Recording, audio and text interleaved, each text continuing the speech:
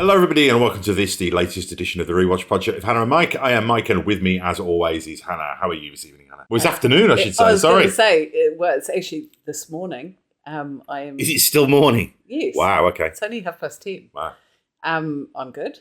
I'm showered, dressed. You are less confused about what time of day it is than I am. Yeah. I look slightly less exhausted than I usually It's do. funny you should say that, although, because despite my confusion about the time of the day, that's more of just a muscle memory thing. I feel so much sharper than I normally do when we record, because to pull the curtain back, it's a weekday and we are recording during the day, which is very rare for us. So I haven't had the accumulated weariness of the day weighing me down. I looked particularly exhausted on our last video. Oh, did you? I had a look at it and I was just like, oh my God, I need to put a modicum of effort in. With you know, the lives of parents, you know, you've been through a bit of an apocalypse now scenario by the time you get to 8 o'clock I at think night. I remember I was particularly sore that day and I was just not feeling life in general. Yeah, let's just do this. But no, we are back. We are looking at the season finale, the season Woohoo! 1 finale of Babylon 5. This is episode number, is it 22? Yes. It's a 22 episode season. So Hannah, do you want to tell us about the episode we are going to be watching momentarily? So this episode is called Chrysalis. Synopsis says Garibaldi investigates a death on the station, which leads him to a terrible discovery. We'll have no more talk of this bizarre conspiracy. It is directed by Janet Greek and written by J. Michael Straczynski. No surprises there for a season finale. Before we get on to that, though, a quick reminder that we do appreciate feedback, which you can leave us at Rewatch Project Podcast at gmail.com, or alternatively, you can leave comments right here on the YouTube channel, and we will read those out if it feels appropriate to do so. Also, check out the other content on this channel, all the other film, TV, music, and general pop culture related goodness that cohabits with this here podcast. And also check out Chinstroker vs. Punter, The Good, the Bad, and the Odd, Talk Without Rhythm, and Film Bastards podcasts as well. Likes and subscribes, very helpful as well. The more people who subscribe, the higher the profile of a channel, the more people who follow us, the more conversation ensues. And that is a great motivator for doing these things with a higher level of regularity. Finally, we appreciate donations via PayPal, but as is always the case, if and only if you can afford to do so without causing yourself any financial hardship, because we certainly do not want that. Hannah, do we have any feedback? We sure do. We've got some YouTube comments. Firstly, from the coolest of cool daddies. This is all of these comments are on our last episode, The Quality of Mercy. Cool Daddy says, Terminator time travel is like B5. Kyle Reese was always John Connor's dad. I do get what you mean. I'm Gen X too, though I caucus with the millennials. But time travel in 80s media was all over the place. Yeah, it really was. Sometimes even within its own franchises. I mean, Star Trek's terrible for this. Star Trek has played so fast and loose with time travel and uses sometimes the alternate reality method, sometimes the predestination. Wizards did it. You know, and it's just, but it's funny because I tend to look at things like Star Trek to a certain extent, certainly Star Wars, as space fantasy or space opera first and science fiction last. You know, I'm not going to hold them to the same level of scrutiny. And also, these are franchises that, you know, have been around for like 50 or 60 years under the stewardship of multiple different creative teams. So I cut them a little bit of slack, you know, whereas Babylon 5, it's a 5-season show, pretty much that and done. So, and it's mainly shepherded by one creative voice. So I think it's reasonable to expect a certain amount of consistency. Yeah, absolutely. Well, considering how much thought has gone into the show as a whole. Yeah. Yeah. But with time travel stuff, I get to a point where I think about it on a surface level, but I just start to get a headache if I get into it too much. Because then, of course, inevitably what you get into with a lot of things, it's always in Star Trek, is as soon as you introduce time travel, it's a bit like mobile phones in horror movies. It's like, well, then there's no consequence to anything. You could always just go back and change it. Yeah. You know, and it's how you manage that in the same way that how you manage the existence of social media and mobile phones in horror movies. It's a similar issue. He goes on to say, have you ever heard of fried butter on a stick?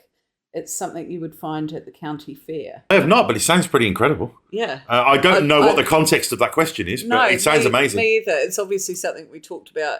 Yeah, or maybe something. Episode. Provide clarity for us. As we mentioned, we were very tired when we recorded the last episode. I've heard of deep fried Mars bars. Yeah, that sounds pretty good too. That's a Scottish delicacy, isn't it? I remember my friend Renee, and Gav, they had a house together, and it was a proper lad's house. And my friend Gavin... Cat llamas all over the place. My friend Gav got given a deep fryer by his mum. Mm. And I remember going around there, and on the first night, it was like, I've deep fried a Mars bar, I've done this. And I remember going back a week later, it was like, I've deep fried one of my trainers. It was like, you can deep fry. And I was just like, okay, guys, this has gone too far. That's getting into those knives that you cut through shoes. Yeah. And stuff. They were like, what can we deep fry? I mean, I remember when we got a shrink wrapper when I worked at a Blockbuster Video. And it was so we could, we'd get the CDs out, we'd put them in the cases, and then you'd shrink wrap them because we sold CDs and stuff as well. And I remember that started off with, oh, look, you can shrink wrap paper to, you can shrink wrap my head. And we shrink wrapped everything that could be shrink wrapped in that shop at one point. Please do not shrink wrap anybody's head. No. We learned that the hard way. Rest in peace, Gav. Yeah. Sorry, Gav. Okay. We deep fried the body just to get rid of it. Gross. Okay, so this comment is from Simon Giles 9749. Okay. Welcome, Simon. Welcome, Simon. On the topic of background announcements and Walla, there's another reactor/review channel at the moment called Lesby Nerdy, and one of the reactors, Gus, is obsessed with pausing to read on-screen text. I've done this. There's some mad ones. They've just done Legacies, and there's an amazing amount of detail and consistency to Elisa Belden's biography for a shot that in 1993 you would have no chance of picking out. Just one of those fun levels of attention to detail that was only really beaten by the Lord of the Rings films. Talking of which, Minbari 11T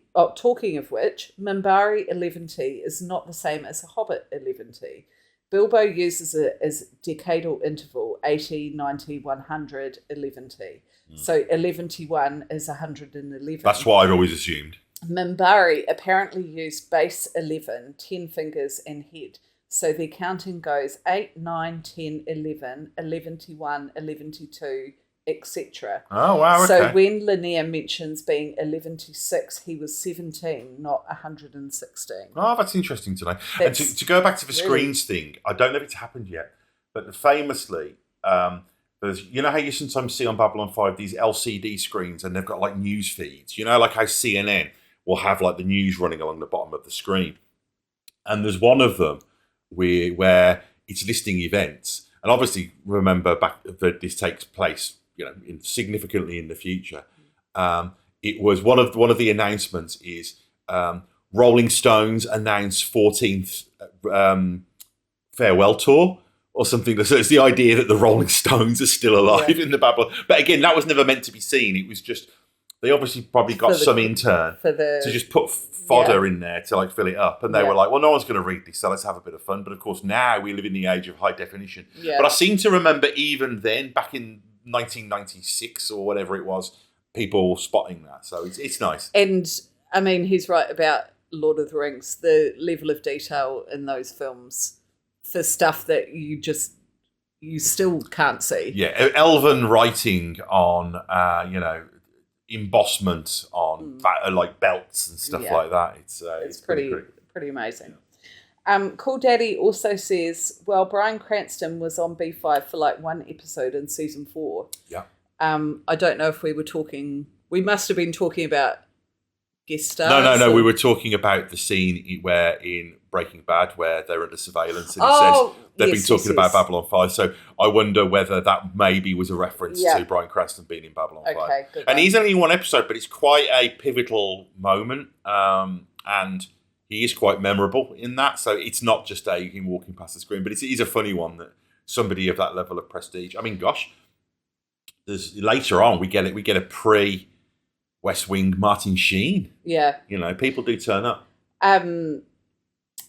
He He also says, death of personality is still death. I'm not a fan of the state having the power to kill its citizens. 100%. Yeah, and I think that that's an example of Babylon 5's Earth culture not quite being there yet, and it's being about the journey. Yeah. We also have a comment from FSM Dog.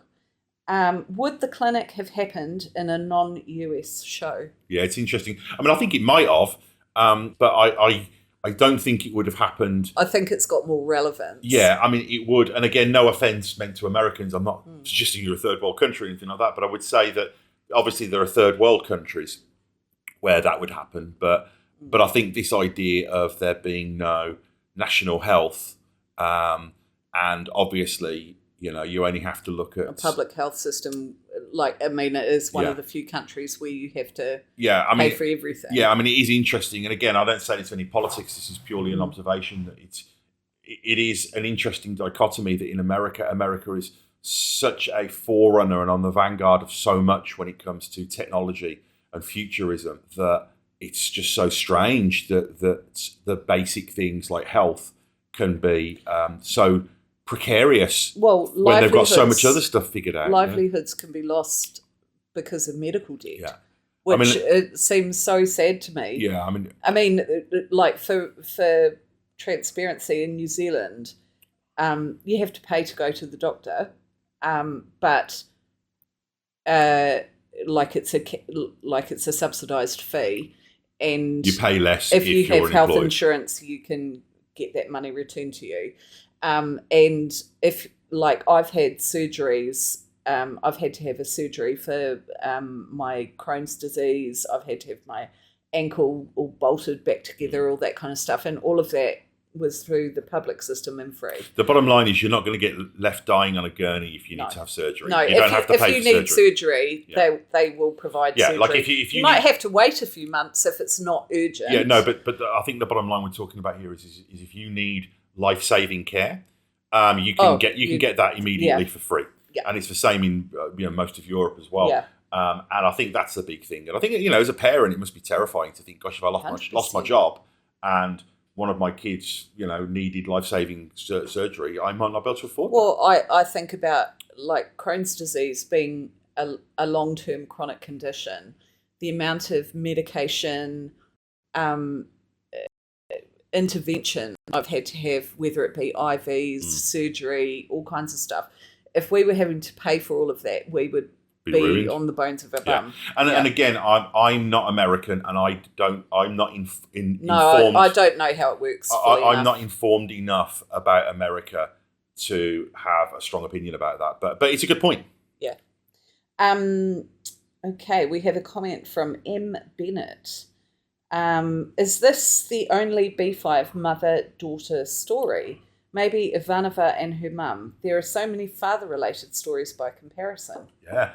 And it is, it's interesting because Babylon 5 does skew well when it comes to female characters. I remember when I spoke to Mira Furlan, we were talking about how it's one of the few 90s shows that passes the Bechdel test. And that's a really interesting thing. But at the same time, the show is written by a man. Still a male-dominated universe. And the key familial relationships are father-son. But at the same time, in fairness, I know no one's suggesting this, I don't think JMS should have to apologise for that because this is his magnum opus. This is his big story that he wanted to tell as an artist. And he is male. And he's I don't know, maybe his key familial relationships were father-son relationships. So, fair enough. You're right what you know, don't you? Yeah. I like the fact that there seems to be a decent amount of female directors, female writers. Perhaps that's how they address the balance. Address the balance. And also, this is very much a traditional hero's journey, mythic archetype story that's ancient, and women didn't do so well back in ancient times. No, we did not. I have 2 spoiler comments that I'm going to leave for the spoiler section. I haven't read them properly, but I don't they both say spoiler. Thank you, FSM Dog and Cool Daddy for putting spoiler above the comment, because that's really helpful for anybody who's having a look through. I'll keep those for our spoiler section and read them there, regardless of what they are. But I just want to finish on Cool Daddy's comment saying, "Do you smell what the Cool Daddy is cooking? Hashtag The Rock." He is The Rock. Since he is The Rock He now. is The Rock. And also I want to mention on, I can't remember if it was Blue Sky or Twitter, Kane commented on the Rewatch Project channel about, there was a couple of things, but the only thing I remember was that he said that he got the Elvis Presley, "We gotta win this race," and lemonade, that cool, refreshing drink. He said the moments before we said them. And he also said something about you being right about something, but strangely, I don't remember that part. Although in fairness, I told you, and I bet you don't remember either. No, I don't. There we go. I want to say a shout out to Vishnu, who consistently always likes my Instagram posts and is having a bit of a tough time on the job front at the moment. So peace out, Vishnu. I hope everything is going okay. Keep and faith, let's dedicate this episode to you. Yes. All right, so we're going to hit pause. We are going to watch Chrysalis, the season 1 finale of Babylon 5, and then we'll come back and tell you what we thought. So back shortly. And we are back. So we've just finished watching the season 1 season finale of Babylon 5, the episode Chrysalis. Hannah, initial thoughts? Things are never going to be the same again. That's it. We're all in a new realm. We're doomed. It's another year, another set of problems. I absolutely fucking love this episode. It sets up so many things. It changes the whole feel of the show. It feels, in some ways, like this is the first episode of the show that JMS actually wanted to make. Yeah. And that everything up until this, as good as it's been, and as touches of this that we've had, has been kind of the Trojan horse. Yeah. And this is the true beginning. What I noticed the most is this is when you start to get the really nuanced emotional acting from all of your alien characters. Yeah, they stop just being the evil lizardy alien and the scheming alcoholic alien and the tropes. They are multifaceted. They are equal parts good and bad, selfish and selfless. Well, they're kind of more human. They are, yeah. And I'm here for it. As our daughter would say, it's giving all kinds of amazing things. Really, is that something she says? She says, I don't talk to our children. I'll try to avoid them as much as I can. Our daughter says everything is giving this or giving that. It's giving 1980, whatever. It's giving Taylor Swift. It's giving K-pop demon hunters. I'll tell you what, everything is giving for her. So, yeah, I'm here for it. It's great. How about you? Yeah, it's really awesome. And it's funny as well because, I mean, I don't want to speak in absolutes. It's not like the show was pretending to be something else, and then suddenly became this. I think the show has had these elements from the very beginning, but I think what we're seeing here is this is the end of the first season. So the show has learned a lot about itself from a production perspective, from a writing. You know, they've made 21 of these, 22 if you count the pilot, but prior to this. So they got really good at it. And I feel like, because it's the final episode of the season, it's like they're allowed to do a little bit more. But I won't give anything away, but of course, knowing where the show goes and what the show becomes and how the kind of format of the show evolves and how increasingly we're going to see less and less standalones to the point where there are no standalones anymore. Well, it gets like Fringe in that at a point you can't just watch it casually. You have to be fully invested. Exactly. And it's not like a lot of other shows of the era, like The X-Files, where you'd get a couple of two-parters that would forward the storyline, and then you'd get like 5 or 6. It's literally all plot. And, many of the episodes, they might still have their own individual identity because they will be directed by different people, but I think from here on out, pretty much every single episode is written by JMS. That's the big difference. I think there's one instance after this of an episode that isn't written by JMS, but that's the episode written by Neil Gaiman. Mm-hmm. And that's specifically because JMS was friends with Neil Gaiman, and Neil Gaiman was a fan of Babylon 5, so he kind of let him write one kind of as a favour. Yeah. But essentially, with the exception of that, I think every single episode from here on out is written by J. Michael Straczynski, which, when you consider when this show was made and how many episodes they do, it can't be underemphasised what a Herculean task that was, particularly when you consider that he was the showrunner as well. So he actually had to produce the show. He was the guy who made sure that the catering arrived on time, and did all that stuff as well. So it basically, making the show was his life. 24 hours a day, that's all he did. He lived the show.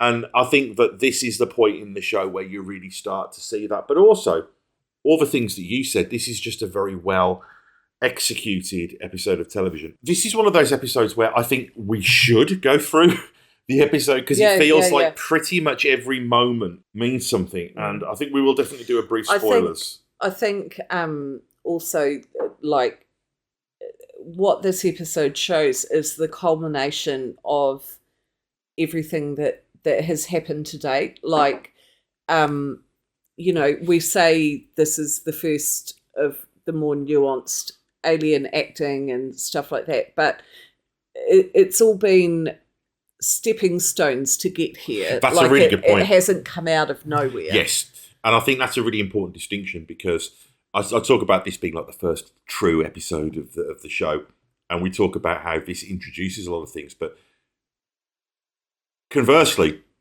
neither of those things are factually correct. That's what it feels like. Yeah.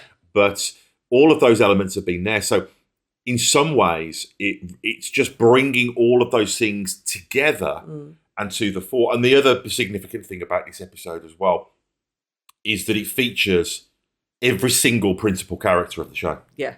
So, we've talked before about how we haven't been getting that much Jakar and Londo and stuff, but Veer we haven't seen for many episodes. Kosh. And, exactly. It's like, oh my gosh, it's Kosh. And Natoth. If only her name was Natosh, then we could really go on one then, couldn't we? I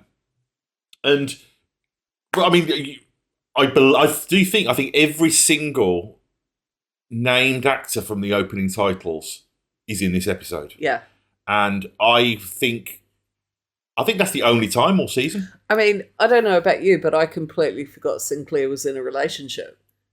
Well, she's off with Interplanetary. I know, but it's very easy to forget that he has a private life. Yeah, exactly. And but let's get into it. So, and I think something else that separates Babylon 5 from the Star Trek that was being made at the time is things like New Year's Eve.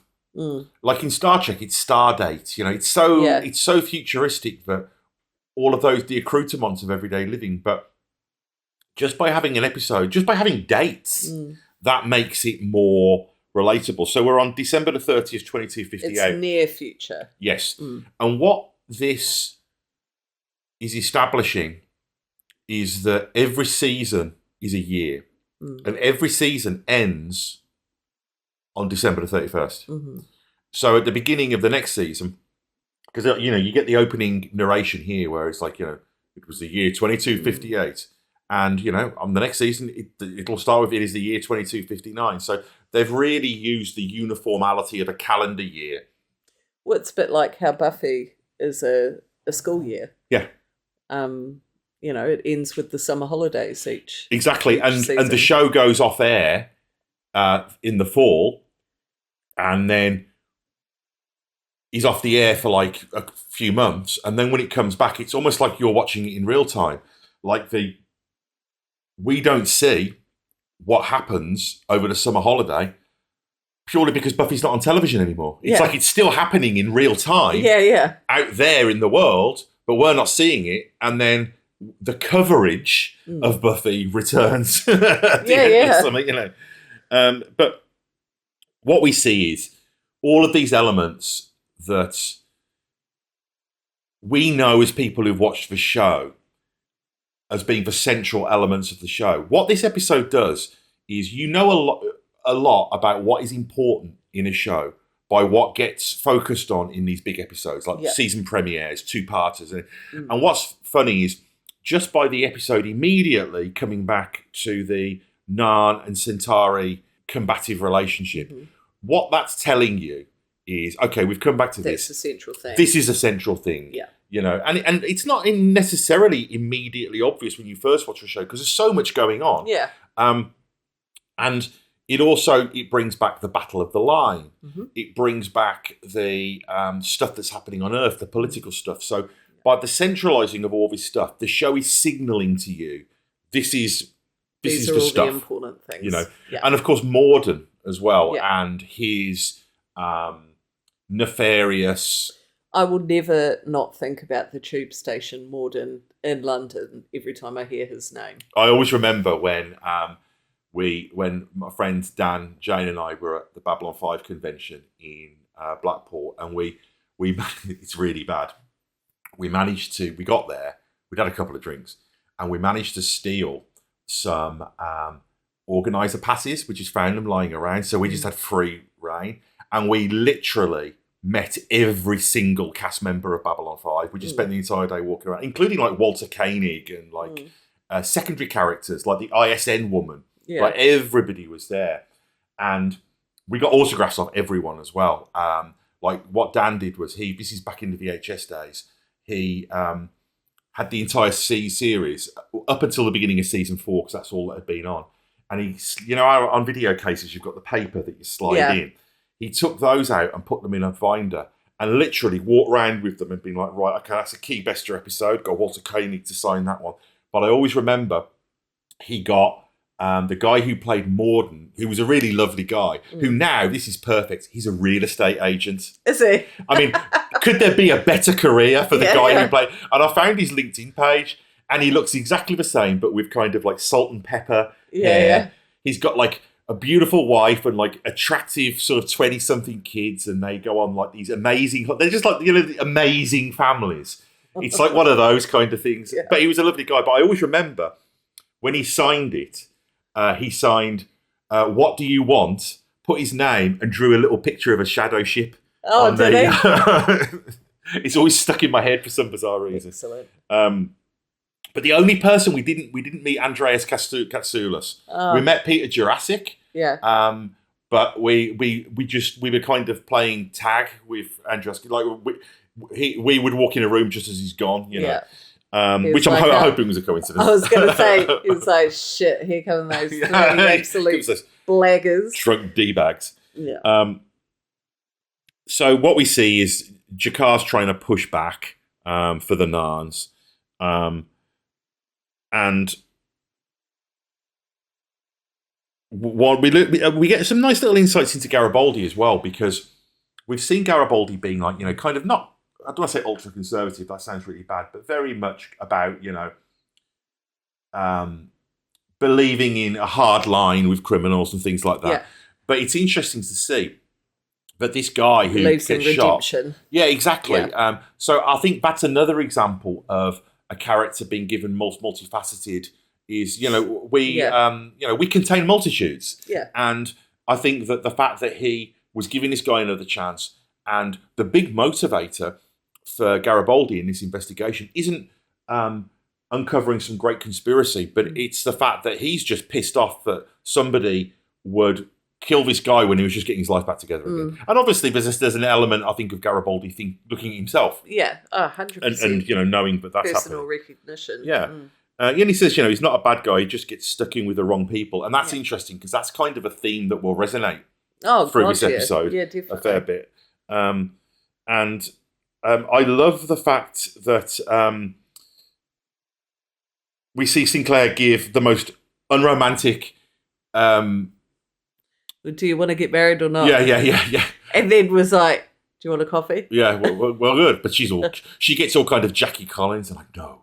You can tell he's like not comfortable with vulnerability, with putting himself out there and asking the questions and opening himself Well, he's a military guy, isn't he? A no. Yeah. Yeah, exactly. It's nice to see Veer back. We mentioned that before. Absolutely. And what we see, we get another kind of glimpse of Londo's helplessness. He's like, well, I'll just get back to them and say that there's nothing we can do, because he's angry that Jakar's doing all this stuff. But I think for him, the worst part is he's got to just accept it. He feels impotent. Yeah, he's not enabled to be able to do anything about it. Yeah. You know, and he talks about how he feels like he's been nibbled to death by cats. And that's a great phrase. There is actually a Babylon 5 podcast called Nibbled to Death by Cats. So we see Morden coming back and saying he'll offer help. We see Delenn continuing to work on her project and asking Lynn if he spoke to Kosh, who simply said yes. I always, whenever I see her working on her project, I always think it's like the kids' magnet tiles. He looks a lot like that, doesn't he? We see Garibaldi... it sounds really bad. We see Garibaldi down below, if you know what I'm saying. And he comes across this guy, and he's like a small statured person. I want to make special mention of this. It's a Gian Loeffler, I think the actor's name. I want to mention him because he's got a really great presence, that actor. And he actually comes back a couple of times in Babylon 5, and I'm sure it's just because he was so good. And he crops up in a lot of stuff, often because of his small stature. He crops up in a lot of sci-fi. Yeah. You know, he's in Stargate as well. But he's one of those actors who often will pop up in a small role and deliver exposition and just be way better than he needs to be. Yeah. I always think, though, sci-fi is such a breeding ground for great acting. Well, it's what you make of it, isn't it? Yeah, 100%. And so we see, I love the visual metaphor of Londo walking into a maze to find Morden. I that's deliberate, I would say, and symbolic, and the thing that Morden appeals to, and I think this is extremely relatable because I think everybody feels this sometimes, is this idea that Londo's skills are unseen and unappreciated. Yeah. And I think that's... People who radicalise people use that narrative a lot. And I think there's a reason why it works so well, because I think everybody feels like that sometimes. Yeah. And that's a very potent offering. Yeah, and if people finally feel heard and appreciated and valued... they've been waiting for it and they're ready. Yeah, and they end up doing terrible things without really meaning to start with. Yeah, it's a powerful yearning to leverage from. Yeah. And he asks what the price is, and Morden says, we may ask you for a favour. So it almost feels like a mafiosa kind of thing. And I don't know about you, but it's sounding a bit too good to be true to me. Yeah, exactly. Surely there's a catch. And I think that's... Again, I think I can say this without being a spoiler, is that when he walks away, you see a very quick look on Londo's face. And I feel like that unspoken 2 or 3 seconds is an incredibly important moment in the show. You see some kind of conflict and some kind of choice and some kind of resignation and exhilaration, but fear and regret, all in this 2 or 3 second moment that is, in retrospect, when you go back and watch the show, a tremendously important moment. And this episode mentions several times the idea of crossroads. It's a credit to what a great actor Peter Jurassic is as well. What he can convey without saying anything. Yeah, there's a lot of complexity to that. And, we might be bringing some of that kind of meta-knowledge to it as well, but it's there. I felt like this about him the first time round. You can tell that. And you don't need to necessarily understand the specific ramifications or meaning behind it. I think we all have that thing where we kind of make the easy decision that's not the right decision. Yeah. And we try to rationalize that out of because it's convenient and helpful to us to do that. Yeah, definitely. But they're the things that often eat away at you, and the next day you'll be like, actually, I'm not going to do that, or I'm going to come clean about that, or But we know we've had the entire season setting up the headspace that Londo's in, so we get it. You know, and that's something that's great with long form storytelling. You can't convey that in exposition. You have to sit with that and have all of his character moments and motivations being informed by that over 21 episodes, and that's the beauty of this kind of archaic form of television storytelling. So Delenn asks Kosh if it is true and that she must see with her own eyes, and we see it appears that Kosh reveals himself. I think he's gendered male, isn't he? He's not a them. I think he is gendered. As far as I know. Yeah. Reveals himself to Delenn. And she says to Kosh, you will not see me again as I am. So it's New Year's Eve. Garibaldi goes to see Devereaux and he's told this is too big for you. And he gets shot in the back. Londo tells, and I love the way Peter Jurassic plays this scene when he goes to see Via and he's saying, look, tell back home, that I'll take care of this. And there's a seriousness of tone that we haven't seen from Londo before in the show. Yeah. Because he's been a kind of bit of a comedy character, a bit of a quark, And I love the way that when Via questions him, he says, I'm quite sober. And again, that's a loaded statement. I think when he says sober, he doesn't just mean I'm not drunk, although knowing Londo, that's probably worth qualifying. Yeah. I think he just means this is really very serious. Yeah. And there's a kind of, he looks it's almost that kind of like sobering thought. Yeah. Isn't it? Well, he almost plays it almost like he's traumatized, like when you've seen something horrible and you're kind of there. Yeah. He knows. However, subconsciously, he knows what he's doing is not correct, but it's inevitable. Yeah, it's not good for his soul. No. Yeah. I like the way that Natoth says to Sinclair that Jakar is fatigued from his heavy schedule, and we see three women walk out of his room. I also like the fact that it looks like they've given him full body makeup. Yeah. Because he's wearing a robe and it's open, and it's one of those things where that must have taken a huge amount of money, time, and work. For such a superfluous thing. Like they could have just had it buttoned up. But I think it's little touches like that that give you buy-in that stays with you as you watch the show. Definitely. Like after seeing that, you now just accept that it's not just a guy in a mask. He is none. So it's kind of, it's worth the investment for the goodwill that buys the viewer just moving forward for the rest of the show, Yeah.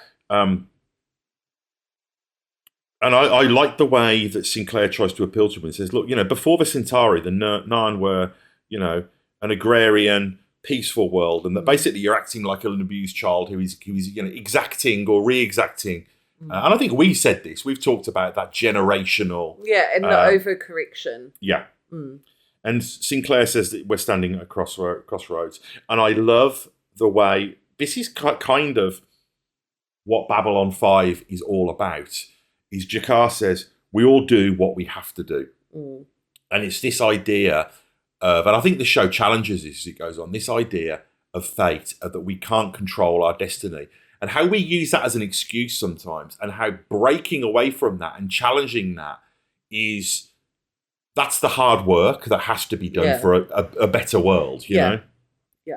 So we get the dinner announcements. Garibaldi's offered the best man gig. Devereaux's missing, and what we learn is that he's got what seems to be a military security, kind of almost like a black ops issue PPG gun. We see the Narn get attacked by the giant space spider. I also want to mention as well that the ISN newsreader, this is the first time we see her. She'll be in the whole run of the show now, that actress. And it's funny, she was at that Babylon 5 convention because she actually becomes a kind of... She's quite integral. A presence in the show. Yeah. I don't think... we never see her outside of the context of being an ISN. It's a bit like Majel Barrett in Star Trek, the voice of the computer. Like it's very much synonymous with the show. Yeah. Yeah. Well, did you know that when they invented Siri, they wanted to call it Majel? Really? Yeah, but they couldn't get sign-off from the Roddenberry estate. But I love the idea of that it would have been named after her. Yeah. So we learn that The vice president is sick, so he's unable to join the president. Make of that what you will. Yeah. I'm very sick. Yep. So we say, I love the fact that the ship's called Earth Force One. It's like, I reckon JMS punched out early for the day when he did that. He's like, right, okay, Earth Force One, let's eat. I've done my work for the day. The quill is dry after all of that. Garibaldi gets shot in the back. Delenn goes to see Sinclair, and she asks him if he recognises the Triluminary, and we get a flashback to the Sky Full of Stars, which is when he remembers it being presented to him. He gets scanned by it. And she asks him about the Battle of the Line. And there's a classic, I'll call you when I get back moment. But I let it go because the shit is hitting the fan so hard, he genuinely has to go. Yeah. It's not like, oh, sorry, this has gone, I'll go and check. And she can be like, no. It's like the president is about to get killed and his best man is about to die. Yeah. So that is a legitimate, look, I really have shit I got to do kind of moment here. Yeah. He is up against it. One of the things, and we learn that certain things have been set in motion. One trope in the 90s that people have forgotten about and you don't see anymore, that is in this episode, is, when Garibaldi's been shot in the back and we see him trying to crawl towards the lift. That was in so many things. It was in, I don't know if you remember, Mr. X in the X-Files, the African-American guy who was the informant. When he got shot, you see him crawling and writing his name. It's because of Sean Connery in The Untouchables. When he gets shot, that in the 90s, this has been forgotten about now, that was such a zeitgeisty bit of business. Oh, yeah. Where, he's trying to sort of like claw his way out after he's been shot.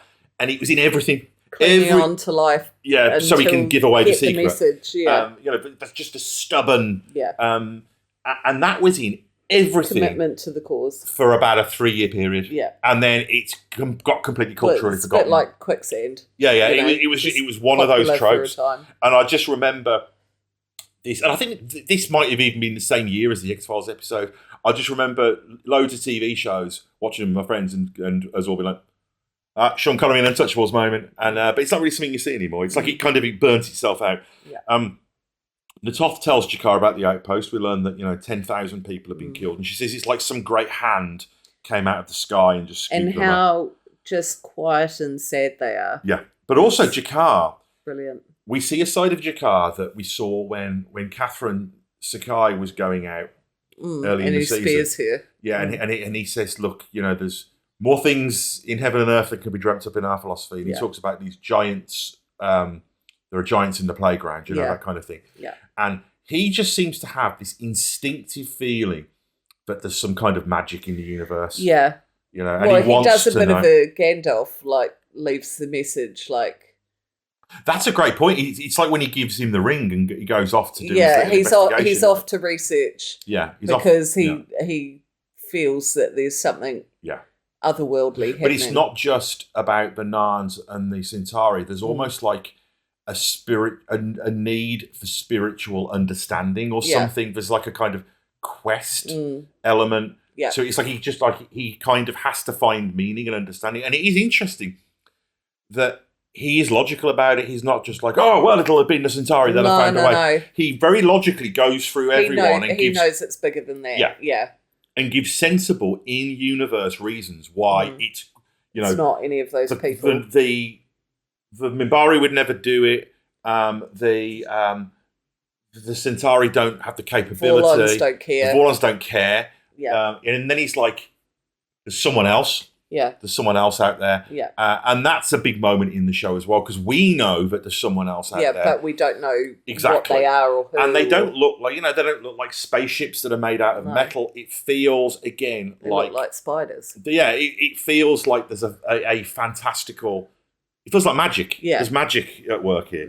Delenn tells Lanier that Valen said this day would come. We see Jakar and Ivanova, like I say, see on the turbo lift thing, and Jakar seems defeated. And again, this is where you get a moment from Jakar and a moment from Londo where we see, immediately after defining moments, colorings of their characters that you wouldn't expect. Like Jakar shows empathy. He shows shared grief with Ivanova, and of course we see Londo go and check on Garibaldi. But again, the thing I love about it is it's not doing that thing that a lot of TV shows where it's convenient to have the moment.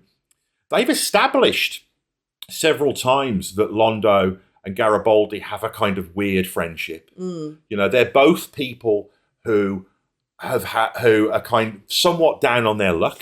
They have a Odo and Quark vibe. Oh, no, it's not as combative as that. No, but like that sort of.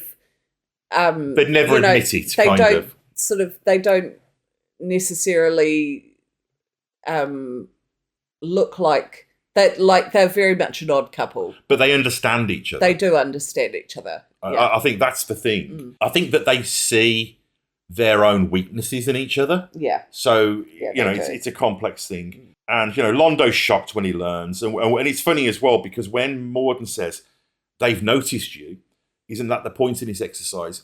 Of course, Londo thinks that he's talking about the Centauri, which he kind of is, like the Royal Court and all of that kind of stuff.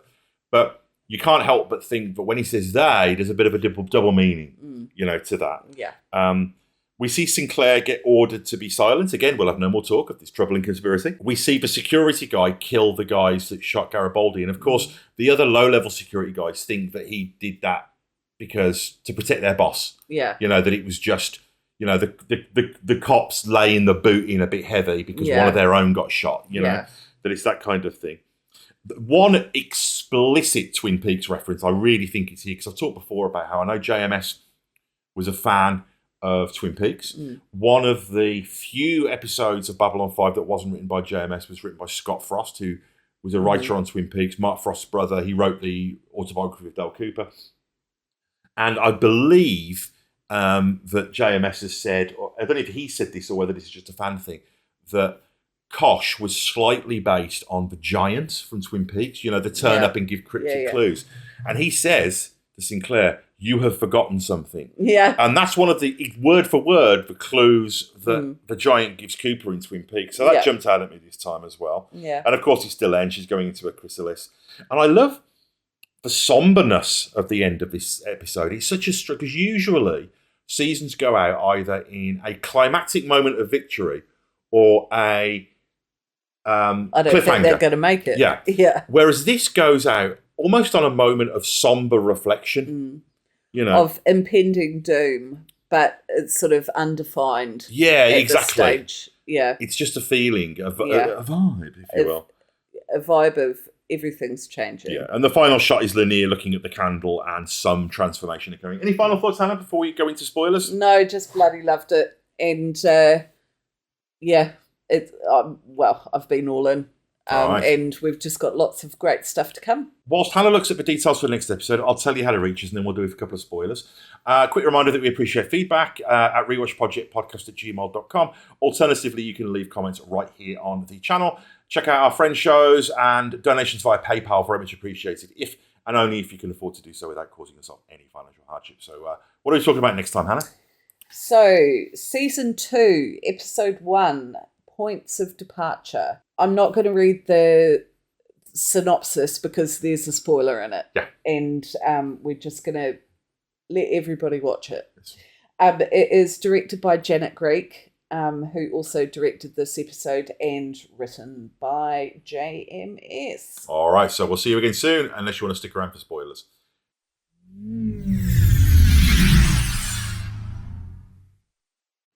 And we're back. So, again, I don't want to just do a shopping list. I've got a couple of things. Is there anything that jumped out at you, Hannah, that you want to mention? I just want to read those two comments before we start.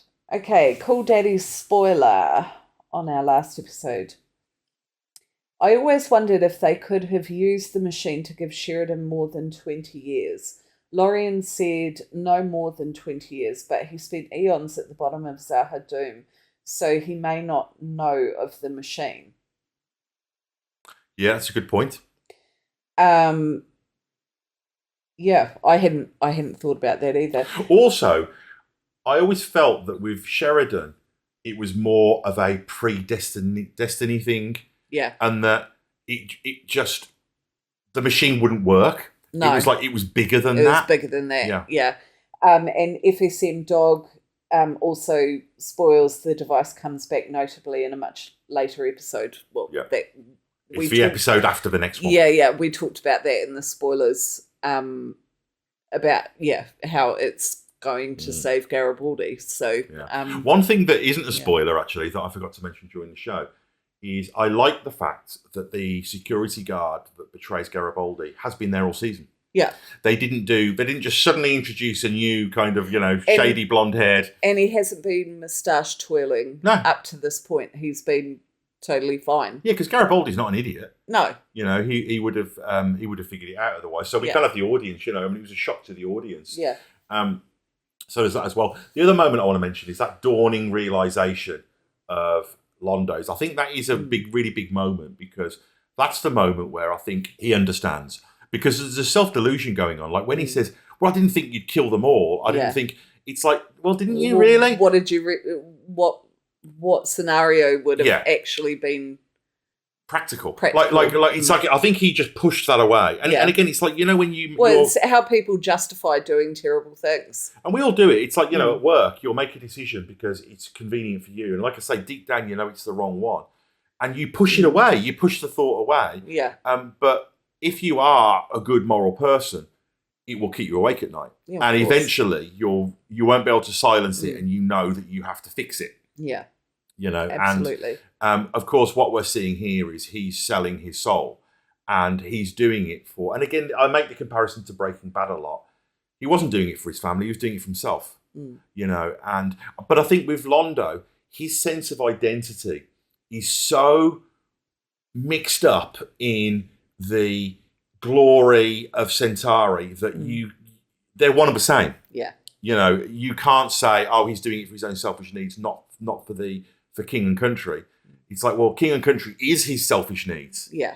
So it's a really challenging thing to do. Yeah. The other thing as well is, and I'd be curious to see this, is there's two versions of the first two episodes, because it's not until the end of, I think, the second episode of season 2, if I remember correctly, that we get to see the new Delenn.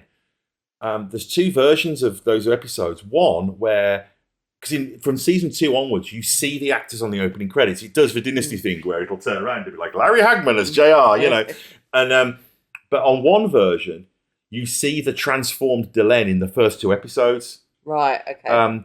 Which isn't right. When it was originally on, they had an image of her with her old bald head. Yeah. But at some point, when it was remastered, they just put the generic season 2 credits on the beginning of every episode when they were remastering it, which was essentially an error. So loads of people had it spoiled two episodes early. Which is a real shame, because it is quite a nice reveal. Yeah, it is. Don't know. So I don't know if... I suppose there's no point in me saying this in the spoiler section, is there? Because I was going to say, if you haven't seen it before... you won't be listening to this. But that's just something that I noticed. But all right, anything else, Hella? No, that's it. Okay, cool. Looking forward to season 2. We'll be back soon. Goodbye. Take care.